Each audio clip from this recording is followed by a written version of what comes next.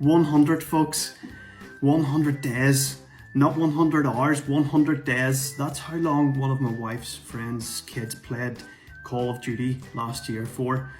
And that's an opportunity, folks, that you could teach, your kids to learn a little bit about affiliate marketing and put a little bit of pocket money, aside for themselves, because the gaming industry is predicted to go to $500 billion per year by 2025. My kids are mad into Roblox. That's got an affiliate program, I know that for sure, but it's all the peripherals around it too. Kids love their niceties like pink headphones, wearing a nice clothes, nice drinks, having toys in the background.